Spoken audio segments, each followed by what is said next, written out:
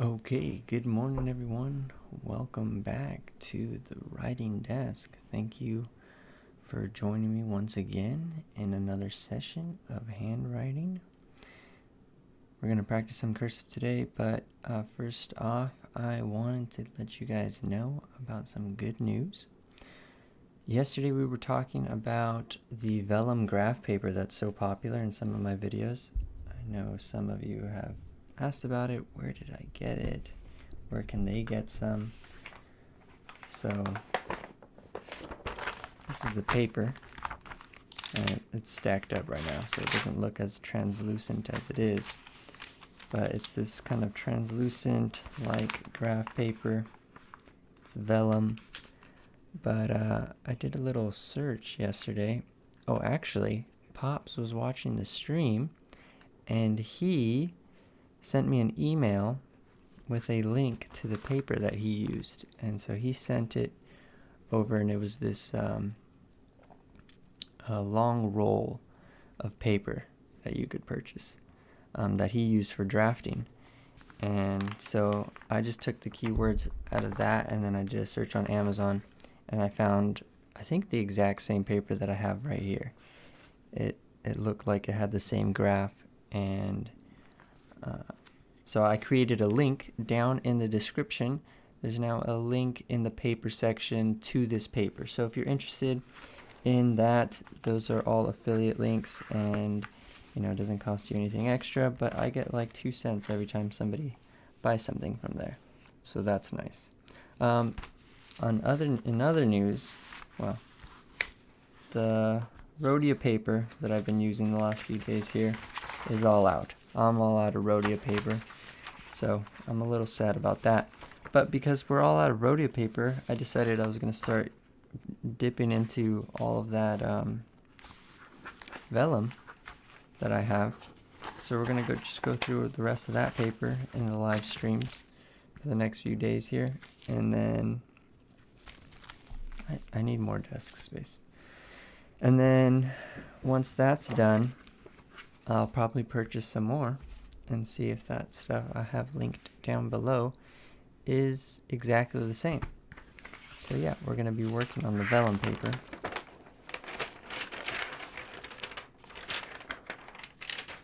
The only thing about this paper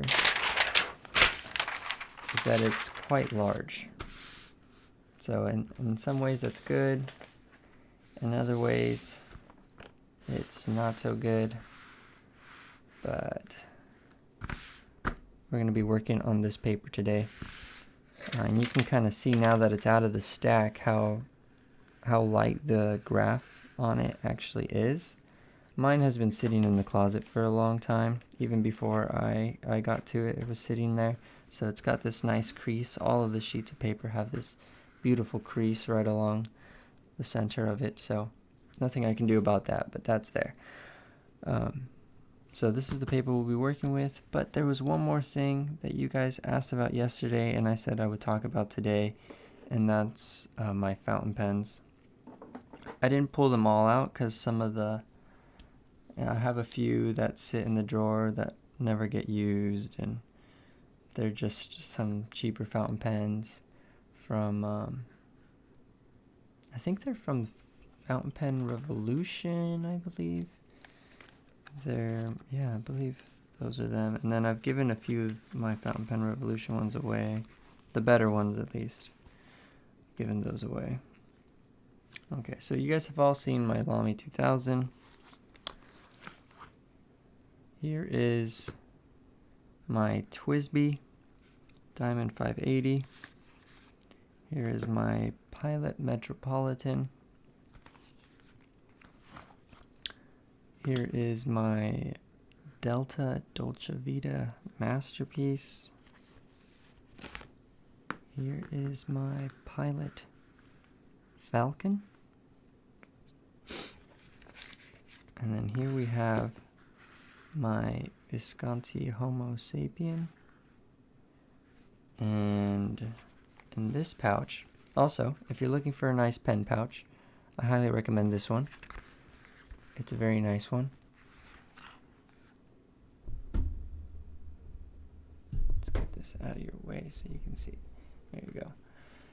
So it's it holds 6 pens, rolls up really nice. Leather is genuine, and holds 6 pens, like I said. So, and it wasn't too expensive either. I got it off of Fountain Pen Revolution. I'm not sure if that's the website, whether it's fountainpenrevolution.com or something else, fpr.com, I'm not sure. You have to Google it. And then the last pen in this pouch is my Pelican M200 in Smoky Quartz. So it's the Smoky Quartz edition. Let me know if I'm loud enough. I put the mic a little further away from my face, so if I'm not loud enough, I'll turn up the volume or something. Okay, and then, oh, they're right here. I have a couple more. These ones are some vintage pens that I have. So these ones are all contemporary. The only one here that is no longer in production is the Delta Dolce Vita. Let's go ahead and turn on the autofocus and see if it'll pick up my autofocusing.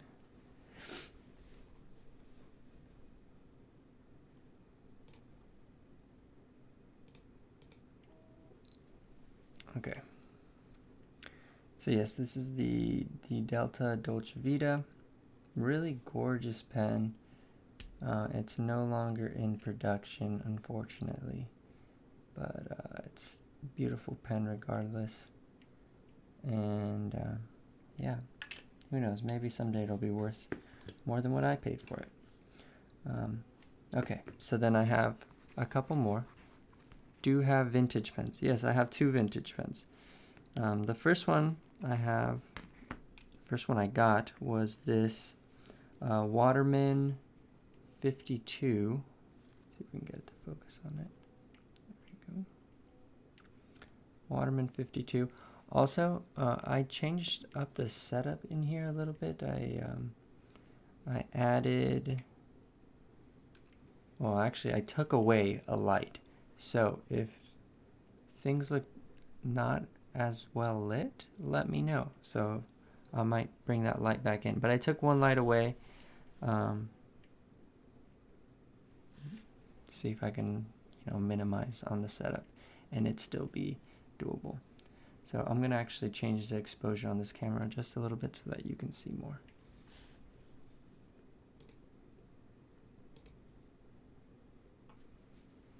Okay, I think that's a little brighter. So yes, this is the Waterman 52, and it was a gift for my birthday a couple years ago, I think. But it's a wonderful flex pen. It shouldn't be inked right now. But yeah, it flexes quite a bit, which is the reason I was really interested in it.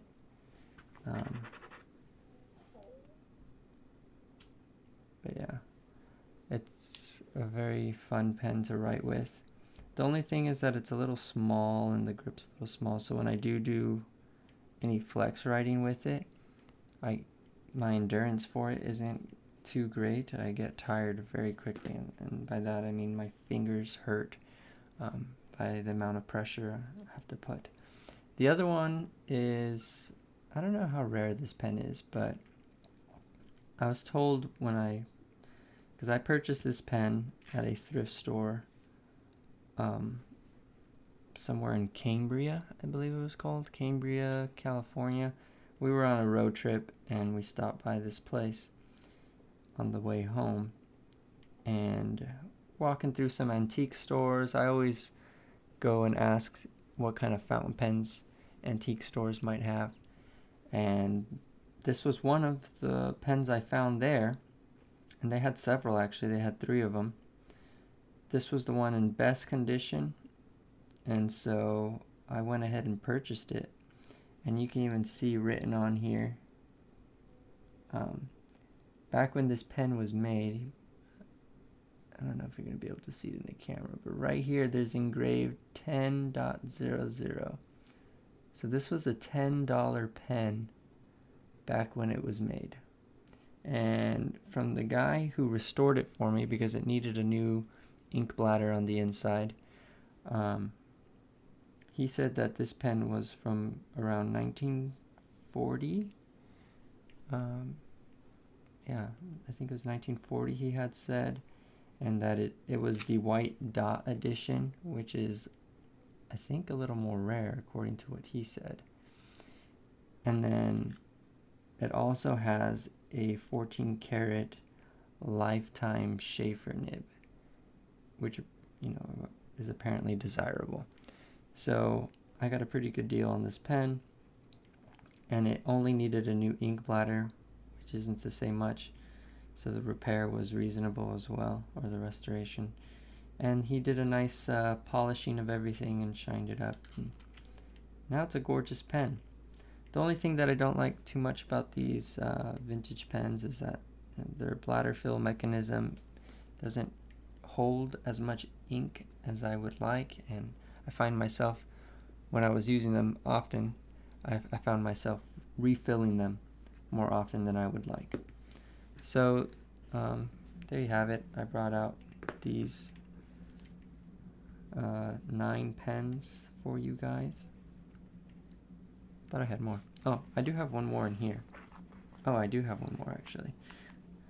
This is a platinum pen, but this is actually a roller ball. This is not a fountain pen.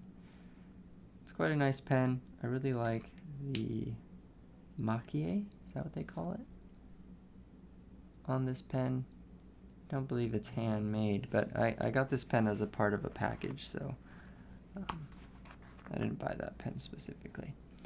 And then the other one I have is the Lamy EX, which is kind of a cool pen as well, and it comes with this nice cool case. It's like this rubber thing with metal enclosing it. So yeah, so those are the pens that I have, and you know, the ones that I use most often, or the one I use most often, is the Lamy 2000. So if I had realized how good this pen was right off the bat, I probably wouldn't have purchased a bunch of other pens. I would have just stuck with this one because this one's so great. But I do love writing with all of these as well. Pilot Metropolitan is a great entry-level pen if you're interested in your first fountain pen. I just gave one away. Can we get you to focus? There we go. Yeah, I just gave one away. This one was mine. Yeah, so if you have any curiosity for any one of these pens, you can let me know. And I really should make some reviews on all of them because, you know, I started doing reviews about the 2 pens that I gave away. Well, the first 2. The Pilot Metropolitan I also gave away, but I had 2 of those, so I didn't rush out to make a review for that one because I was going to have it around.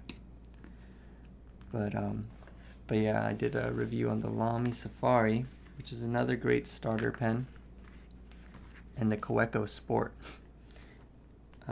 another great first-time pen. So highly recommend that if you've not tried a fountain pen, at least give one a try. I think I'm going to use this one today, actually. I quite enjoy writing with fountain pens.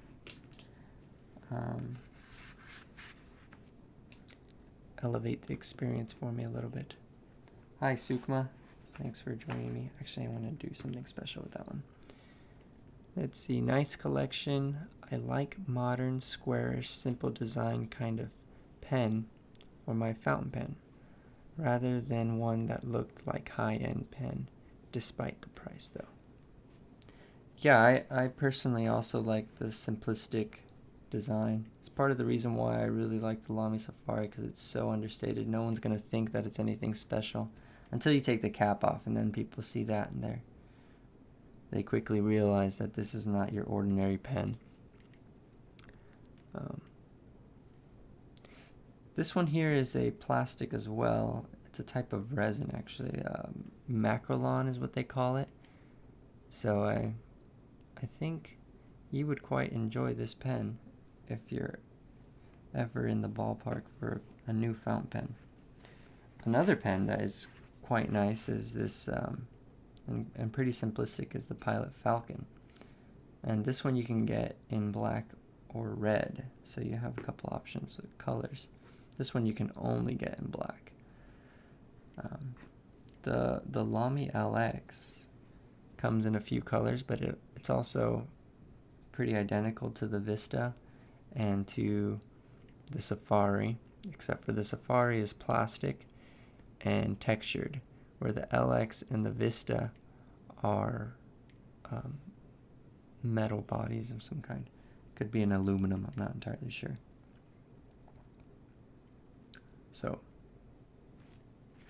another option to consider. I'm going to put this one back in this case.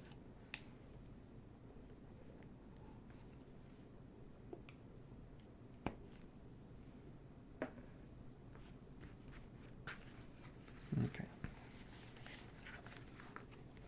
I'm also going to try out the Pilot Falcon as an eyedrop converter. So I'll have to do a video about that as well. But I really enjoy this pen. It has a very nice nib on it. This is the extra fine. So I really like how fine it writes.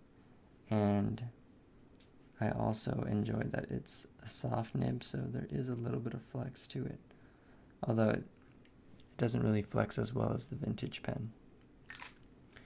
But the only thing I don't like about this one is the type of converter that comes with it has a low ink capacity, so I'm interested in trying it out as an eyedropper so that I can get an extended writing session out of it.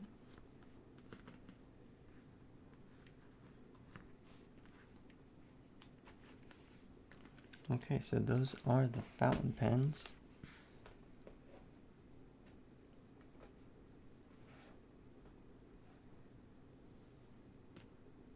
Keep this one out. We will keep this one out.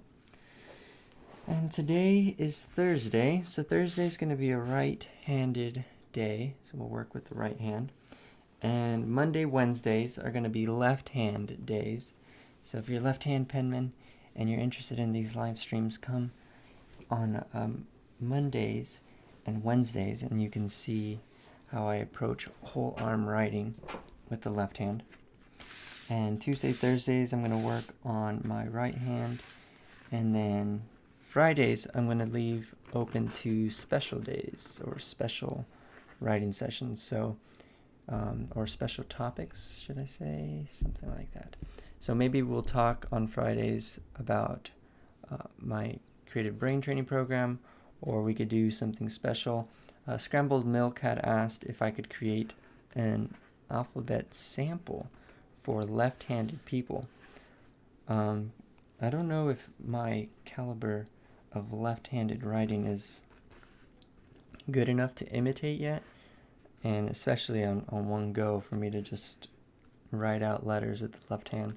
Don't think I'm there yet. I could do it in mirror image, but that's not that practical. So we're going to just go over, I think this Friday what we're going to do is we're going to start the creation process for an alphabet exemplar, a custom one. And I think we might do a printing exemplar, because you don't really see too many exemplars for print. At least I don't. So I just thought that might be interesting to have one, and kind of for myself as well, because I've done a lot of cursive writing, and I think it might be interesting to have a definite form for each letter in print. So we're going to do that, and then we'll, this Friday we'll start on that process, and then next Friday I might show you how you can vector it on the computer, so you can recreate it and print it out and make a really nice professional looking exemplar. I don't know, I'm still tinkering with that idea, because it's a whole other process to capture the screen. But anyways, today is right hand day, and I'm excited. I feel like I've been making some progress with the American cursive handwriting, and that's nice. It's a good feeling.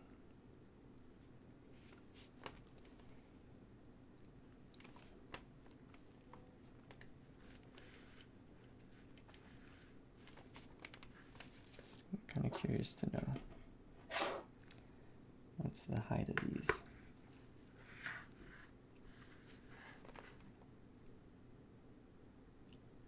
Okay, so it looks like 4 squares is 3/8 of an inch. Really? How interesting.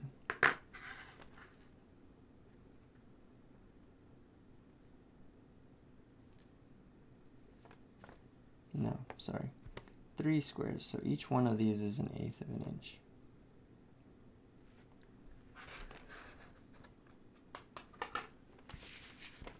So that means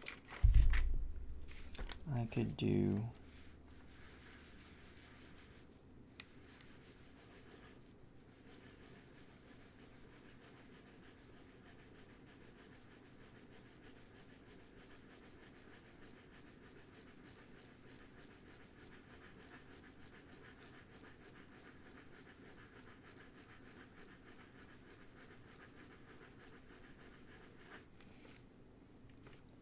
So the cool thing about this vellum graph paper, and I don't know how well it's going to come out here in this. Let's take a closer look here.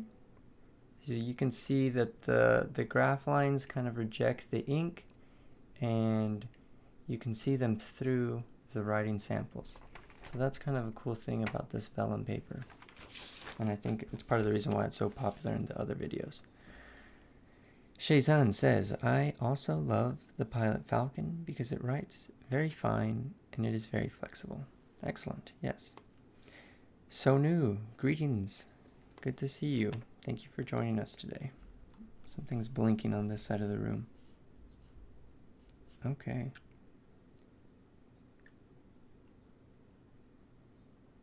Oh, it looks like we have some discussion in the Discord. Let's see. What am I missing here?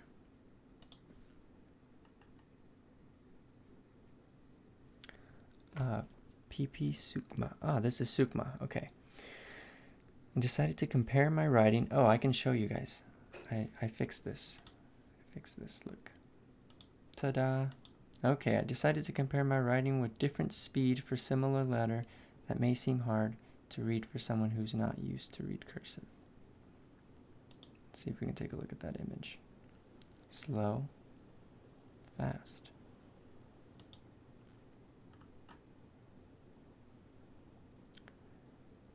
Sometimes I have a hard time reading my own writing. Yes, the more you write cursive, the better your recognition for the letters will become. So the more often you write and read, the easier it becomes to read.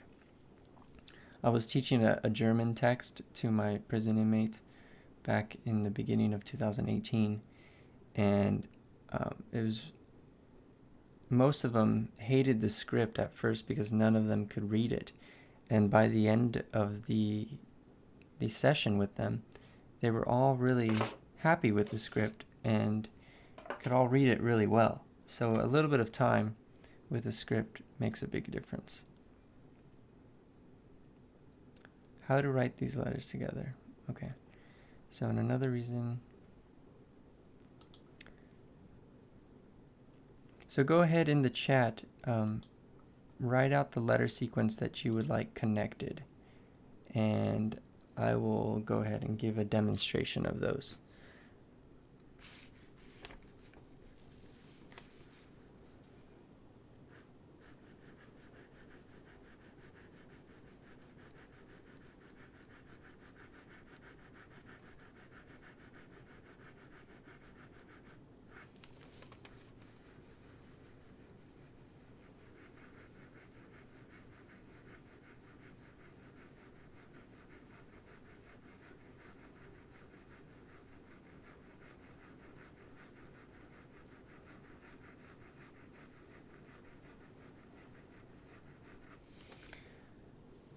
Also, if anybody here is new and has not yet joined the Discord, there is an invite link in the description of this live stream, and you can go ahead and join the Discord in that way. You can make proposals to the live stream, you can upload your writing samples, you can share some handwriting resources with us. You can also discuss with other people in the chat about general topics related to handwriting.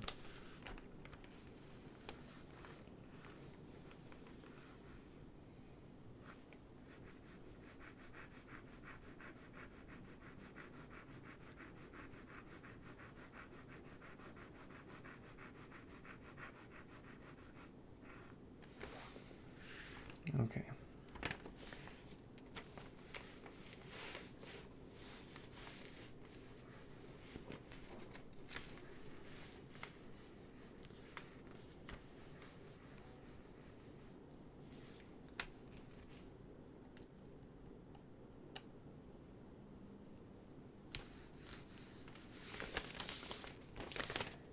That's the letter U, N, M written together with their position changing.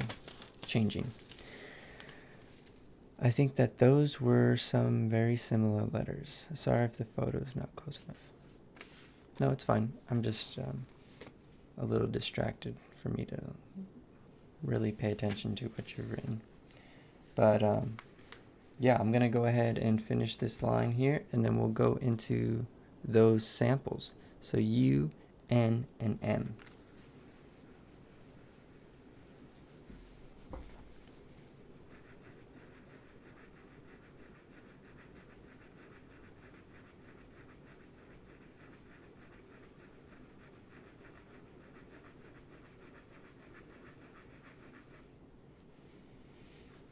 Since we're going to be writing some M's and N's, I'm going to do this other exercise here.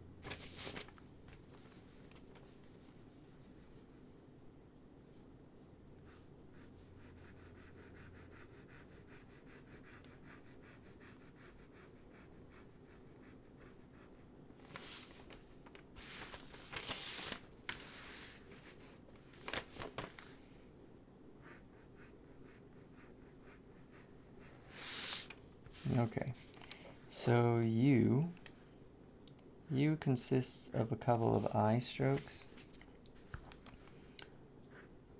just like that.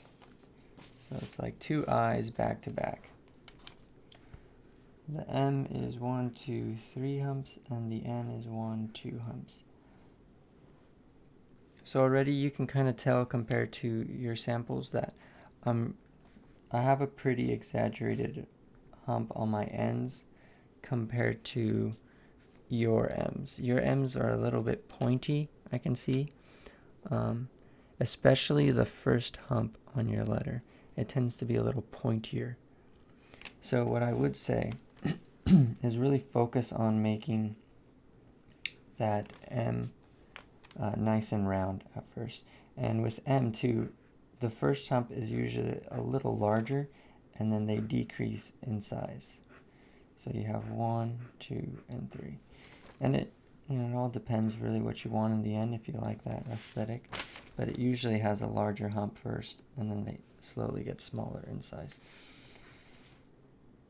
And this is how I've seen it talked about in the handwriting books that I've looked at. So as far as U to M,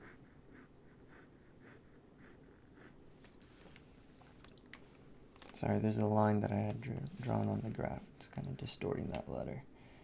U to M. So by being conscious of that round top on the M, you won't lose the distinction between the letters.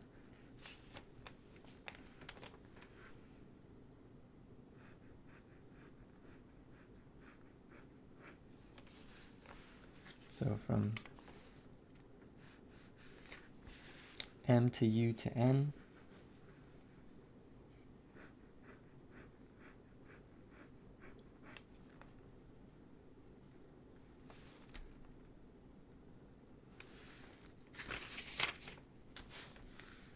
So like I said, you can make that first hump on your M's and your N's a little bit larger, and that's just going to help with the distinction of that letter. It's going to help with its own legibility. So in my case, I typically will write, and you can kind of tell here where I'm just at ease, I write them all along the same line or the same height. There's not usually a huge distinction between the two. So it's really your own choice. I'm going to try something really quick, see if I can brighten up your own display. Just a second.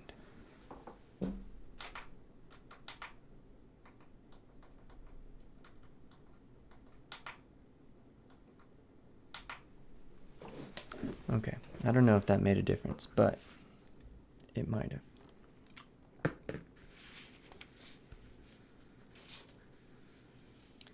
So we have M, U, N.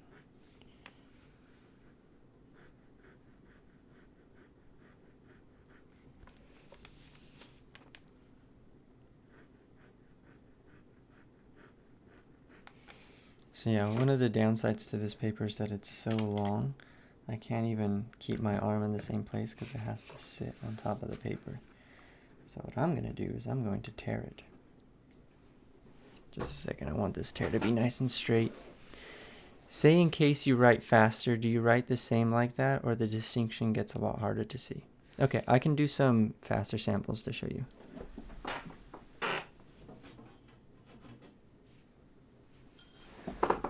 We're going to shrink the size of this paper first, though.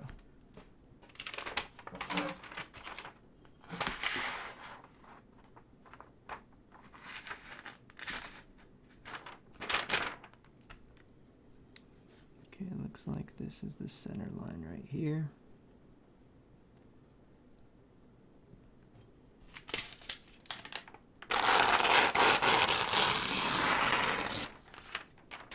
I hope that wasn't too loud. Let me know. Was that too loud?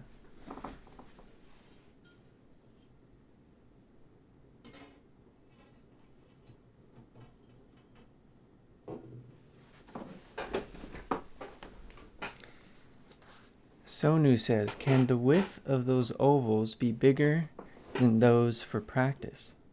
Yes, they can. So I talked about this in one of the previous live streams, but I was reading in a Michael Souls book for American Cursive Handwriting, and he talked about standard letter heights.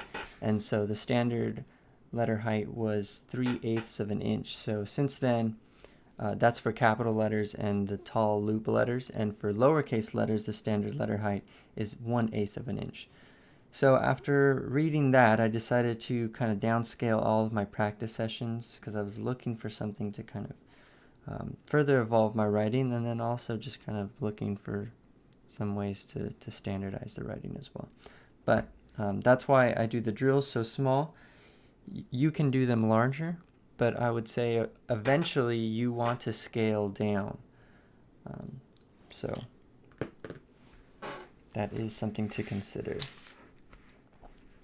Okay, let's get into writing a little bit quicker. So usually, and it depends what you're writing for, right? Are you taking notes in class?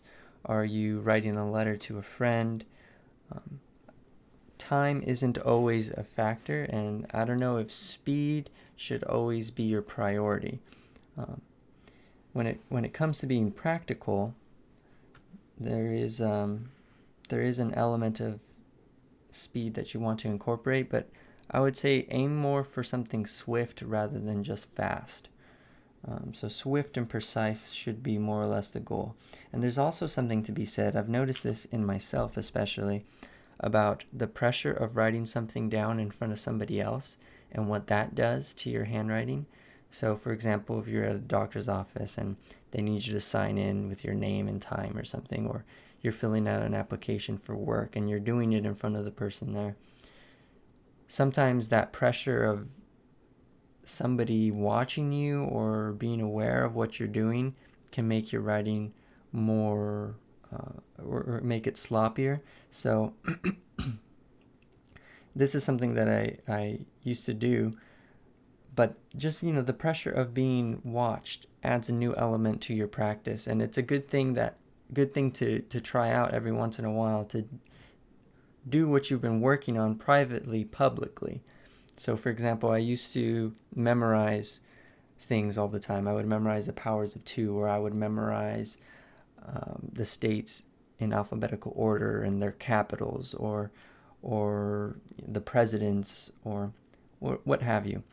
And then I would go and perform these things that I've memorized publicly, and that was a whole new element to the exercise. So with your handwriting, you want to consider that maybe you have all the attention in the world to do it nice and slow here, but then the pressure of doing it live adds a new element to that, and your writing can get sloppier, right? So if I'm writing more quickly, let's just go ahead and write casually, and then I'm going to spell some words wrong so that I can kind of create that connection right there. So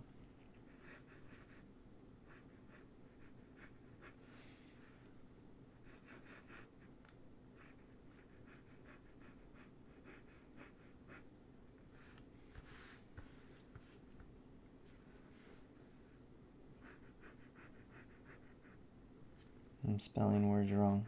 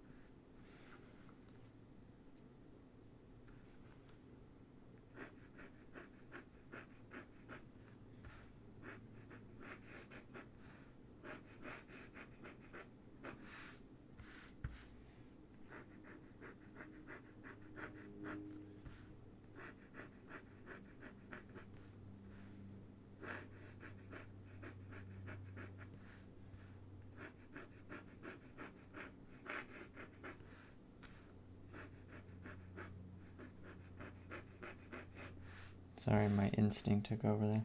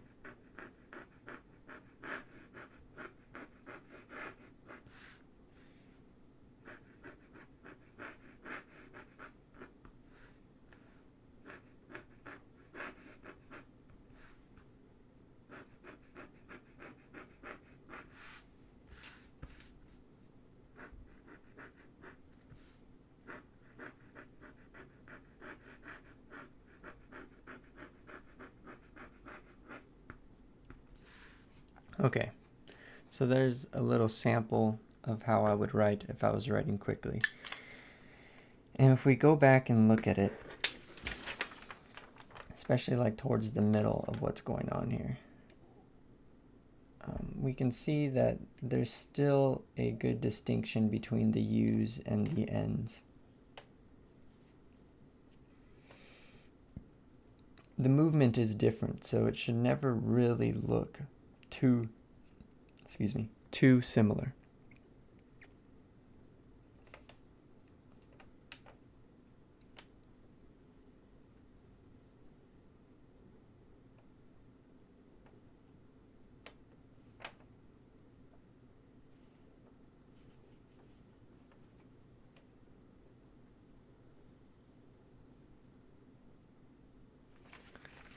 So hopefully you found that helpful.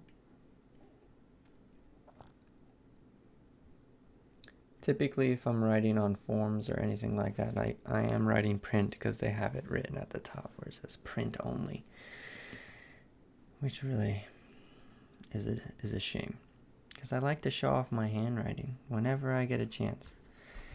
But yes, the movements are different. So one of the things you can do is this exercise right here helps develop a nice round top on your M's. And you can do it a couple different ways. You can start off at a point. So you can start off doing it like this. And then shoot off. And I would slowly decrease the size till it becomes something that you would actually write in. Sorry, that went out of screen. And then the other option is you could do this exercise. Hold on, I have something in the way.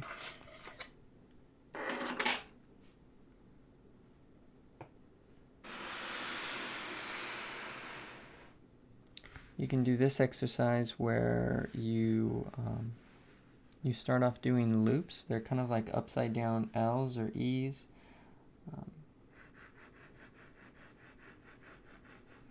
And you know, I'm not very good at it, but you want to aim to kind of keep these more or less the same width.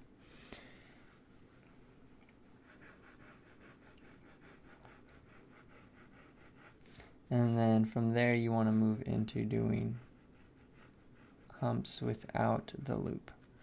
So those are some exercises that you might find helpful in getting a nice round top on your M.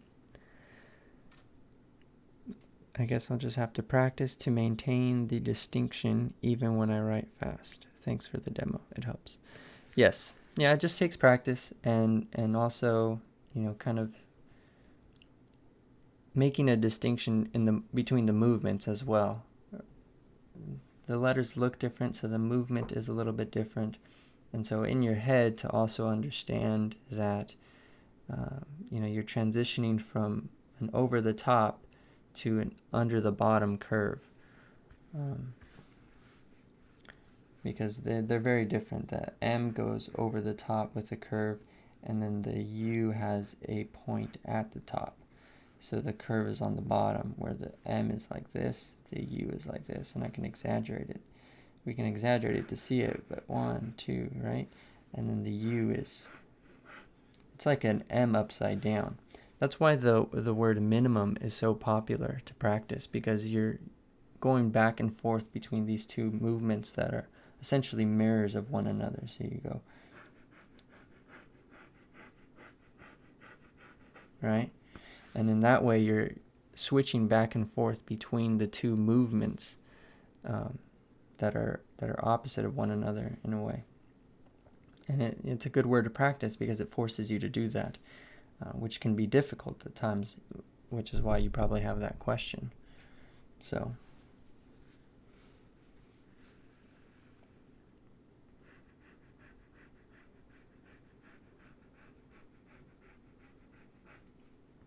that might be a good word for you to practice if you're interested in really kind of nailing that distinction between the M's, the N's, and the U's and the I's as well, because the U and the I are very similar.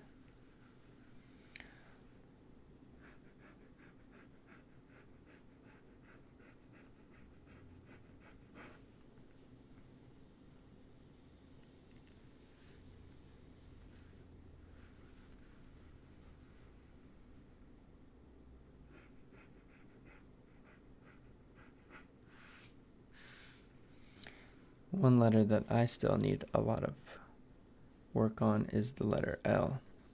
Here we have another message in the chat. Your pen nib moves ahead of your hand. I mean slightly towards right. Am I correct? Let's see. So when I hold my pen, I'm holding my pen and it's resting in my hand, and I'm holding it using what's called the tripod grip. So the pen section is resting on this middle finger. The index finger is resting on top of the pen. It's not putting any pressure on the pen. It's just resting on top. And then the thumb is here on the left, and the thumb is pushing the pen just slightly into the rest of my hand here. So it's braced up against the knuckle, and the pen sits right above this knuckle here. And when I hold my hand in that position, and then I pronate my arm, so I turn my hand so that the knuckles are pointed upwards towards the ceiling. So my knuckles are pointed upwards, and then my forearm is resting on the meaty part of the forearm muscle. That's why they call it muscular movement writing, because you're on your muscle. And then the other part of it is that you're also using the muscles on your back and your arm to create the majority of the movement. So when I hold the pen in that way, the back end of the pen points towards the right shoulder. So I'm holding the pen with the right hand, and the pen is angled in my hand in such a way so that it's actually pointing towards my shoulder. So, and this is something that I had read in the Palmer Method book. So when I hold my pen, I try to replicate the advice that's given in that book. And I also have found it to be really comfortable to hold the pen this way and to write this way. Another thing that I can mention, that besides the forearm muscle touching the table, there's no other point of contact other than these two fingers. So the pinky and the ring finger glide along the table, and sometimes I allow for this part to glide. Sometimes I allow for more like the tip of my nail to glide. Very rarely do I curve my finger so much that this part is touching, but it's usually right around here that's touching, or like the tip of my nail will touch the paper. And it kind of serves as a little point of support off of the table. So that's more or less my form when I'm writing. So the pen nib is responding to the angle that's going on here towards my shoulder. So you can kind of see, and as a result of that, it's kind of a little bit ahead of my hand, yeah.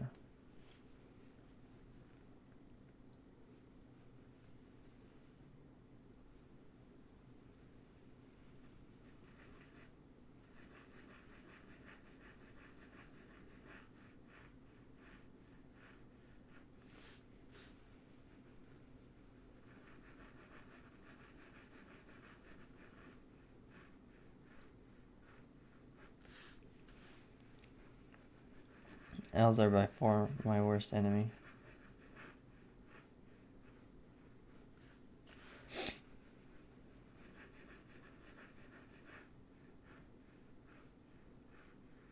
I actually have not spent a considerable amount of time working on any lowercase letters. I've only worked on capital letters intently. So like I sat down and I studied the letter and I drew it out and then really worked on that movement. So it's something that I still need to do, is work on lowercase letters.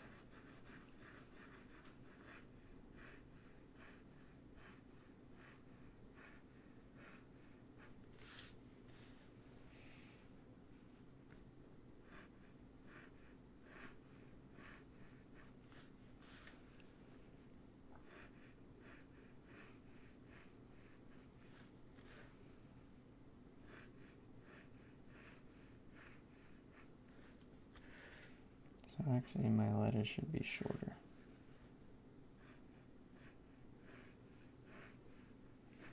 And I found that just downscaling a little bit and being aware of the height that I'm aiming for makes a pretty big difference in my ability to nail that letter.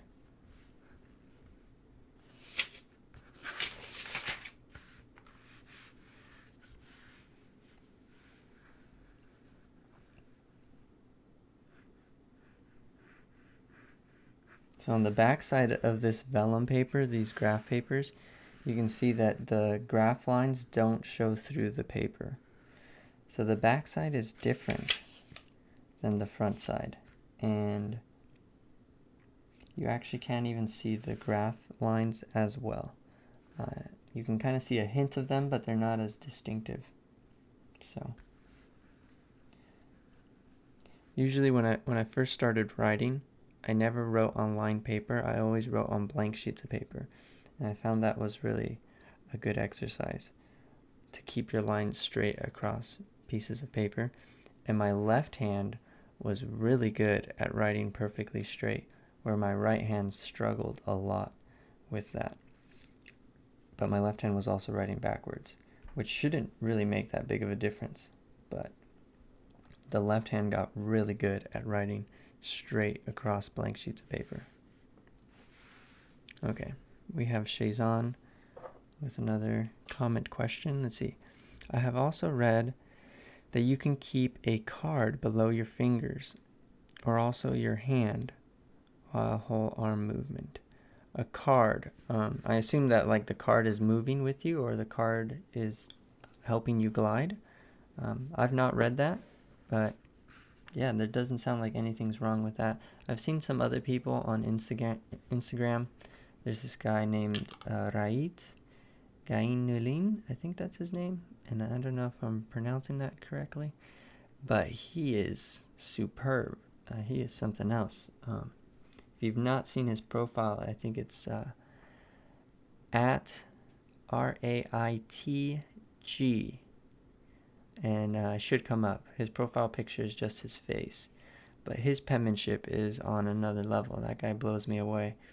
And he, usually when I see his videos, you can tell that he's got several sheets of paper all around.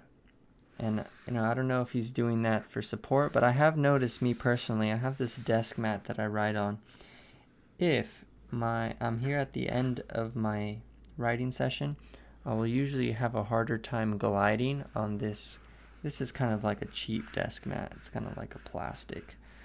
And it's a little bit restrictive for my fingers to slide on. And usually when I get towards the end, that's when I have to curl these fingers a little bit more and more intentionally get onto the nail to glide rather than just use the tips of my fingers. So on paper, I can use the tips of my fingers, but once I get over here, the stickiness of my fingers or something, it doesn't glide well on this plastic. So I have to use the nails of my finger. So a card would help in that case there, if I had a card under my fingers. The only thing is that I would worry about maybe the card moving. I'm not entirely sure. I think I was watching a demo of Perfect Biscuits here on YouTube. He has a video where he gives you a side angle of the whole arm writing. I'm sure some of you have seen it before, but that actually shows that he doesn't put enough pressure to even move the paper. So let's do a test here. Let's see how well the paper stays still. Not holding the paper.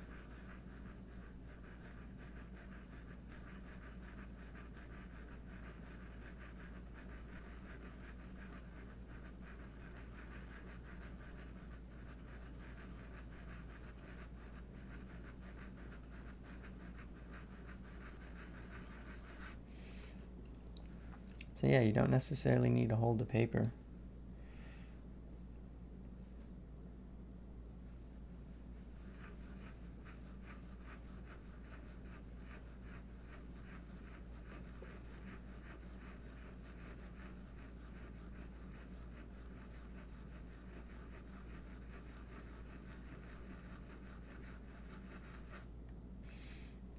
Yeah, I find the drills a lot of fun to do sometimes.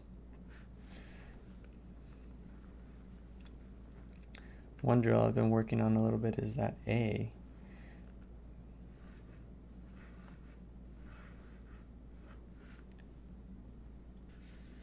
The A is such an interesting letter.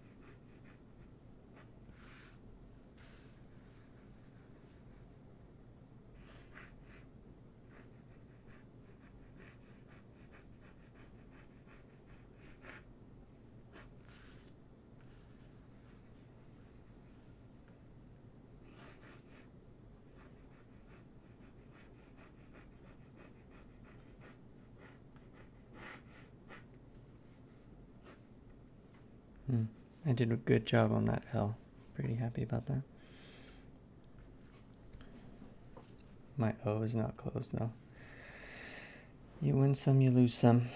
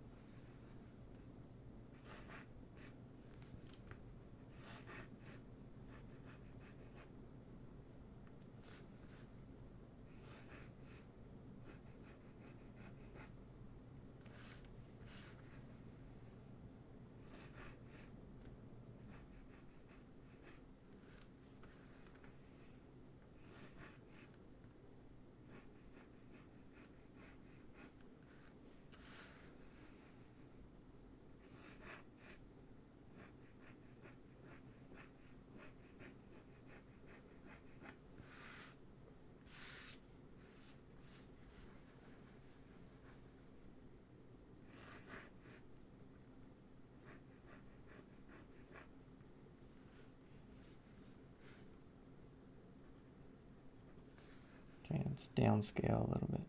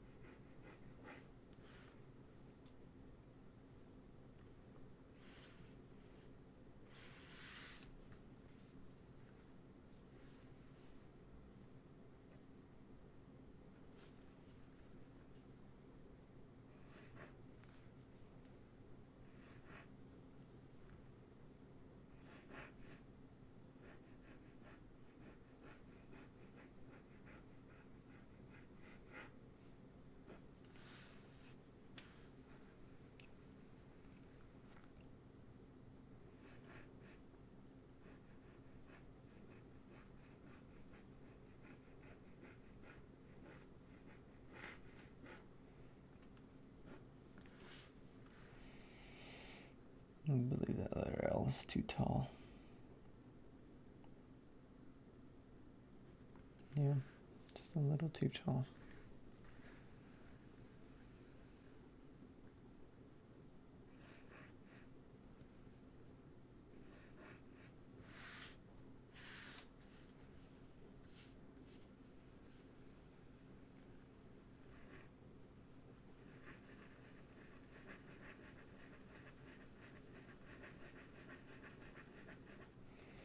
Today I want to make a video for the letter U. I need to get the last of that Palmer Method Business Capital Series done. So I need the last 6 letters of the alphabet. U, V, W, X, Y, and Z.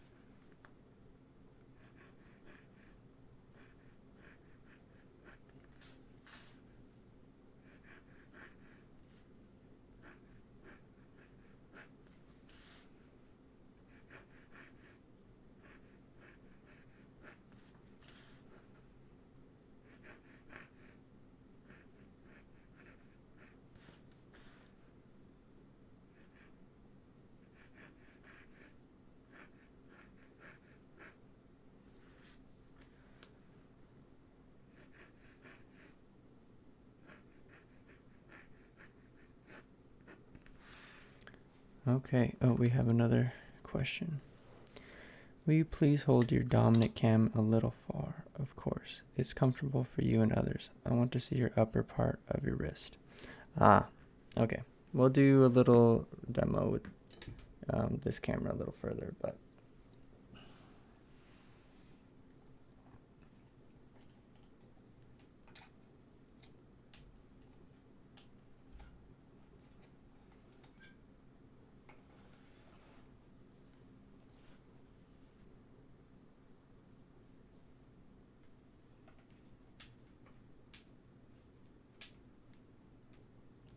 okay.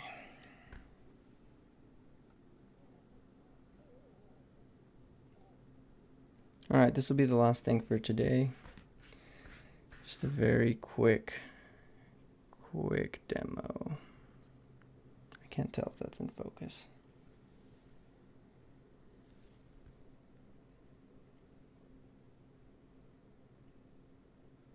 Okay, I think that is in focus. Very quick demonstration.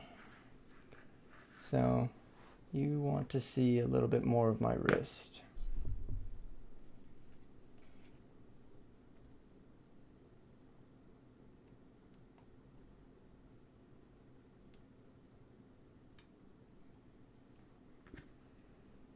Okay, so you can kind of see that the hand is pretty pronated when I'm resting and writing. So there's no contact here either underneath. Everything is held up between the point of the forearm over here and the fingers. So all of this is off the table. So you can see that the wrist is pronated upwards, the knuckles are pointed upwards.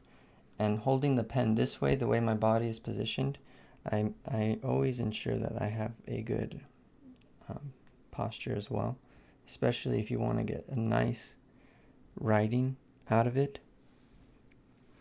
You want to have good posture. That's going to make a big difference. And when I'm in that position, the pen will point towards my shoulder. It points towards my right shoulder. So I'm just going to write a quick demonstration so you can see.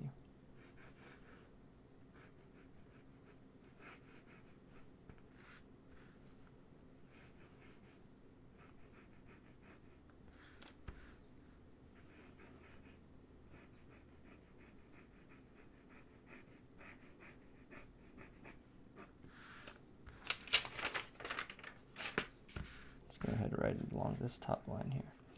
This is what I do when I'm running out of room on the paper. I just look for all the blank spaces and I start filling it up.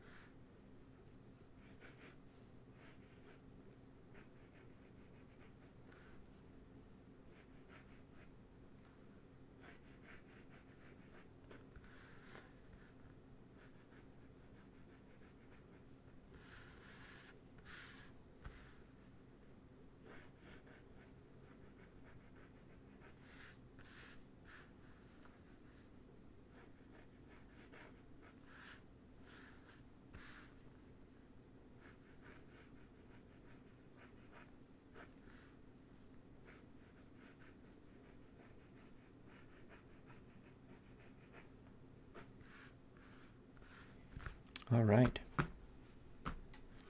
Thank you so much. It is clear to me now. Excellent. I'm glad that helped.